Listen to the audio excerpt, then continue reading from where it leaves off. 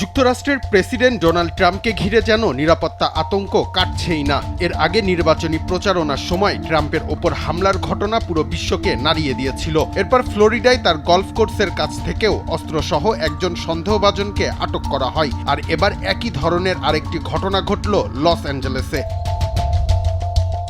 California police ট্রাম্পের মালিকানাধীন Trump national golf ক্লাবের কাছে সন্দেহজনকভাবে ঘোরাফেরা করতে দেখা যায় ৩৮ বছর বয়সী এক ব্যক্তিকে। ঠিক ওই সময় সেখানে তহবিল সংগ্রহের একটি নৈশভোজে যোগ দেওয়ার কথা ছিল প্রেসিডেন্ট ডোনাল্ড ট্রাম্পের। এরপর সেই ব্যক্তিকে পুলিশ গ্রেপ্তার করলে উঠে আসে ভয়ঙ্কর তথ্য।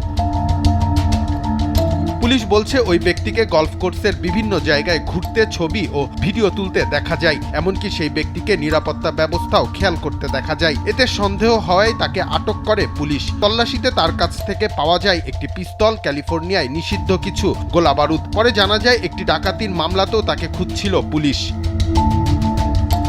এরপর তার বাড়িতে তল্লাশি চালিয়ে পুলিশ আরও চমকে যায়। সেখান থেকে উদ্ধার করা হয় একটি AR প্ল্যাটফর্ম রাইফেল, একটি .45 ক্যালিবার পিস্তল, বডি আর্মার ও উচ্চ ধারণ ক্ষমতার একাধিক ম্যাগাজিন, সেই সাথে বিপুল পরিমাণ গুলি এবং কর্মকর্তাদের ভাষায় উদ্বেগজনক কিছু লেখা থাকা কয়েকটি নোট বই।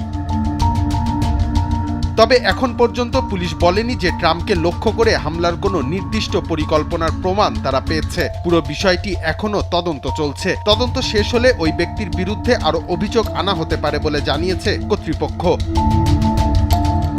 ট্রাম্পকে ঘিরে গত এক বছরে একের পর এক নিরাপত্তাজনিত ঘটনা সামনে এসেছে। যুক্তরাষ্ট্রের প্রেসিডেন্টের নিরাপত্তা নিয়ে তাই আবারও আলোচনা শুরু হয়েছে। এমনকি প্রশ্ন উঠতে শুরু করেছে বিশ্বের সবথেকে ক্ষমতাধর দেশের নিরাপত্তা ব্যবস্থা নিয়েও। যেখানে যুক্তরাষ্ট্রের প্রেসিডেন্টের নিরাপত্তা বহন নিয়ে আলোচনা হয় পুরো বিশ্বে, সেখানে এমন ফাঁকফোকর জন্ম দিচ্ছে নানা প্রশ্ন। বিভিন্ন সময় ট্রাম্পকে ঘিরে হামলার ঘটনা প্রশ্ন জন্ম দিচ্ছে, এত উন্নত নিরাপত্তা ব্যবস্থা কি আসলেও ব্যর্থ হচ্ছে, নাকি এর পেছনে আছে অন্য কোনো রাজনৈতিক কৌশল। রিশাম সাহাব, দেশ টিভি।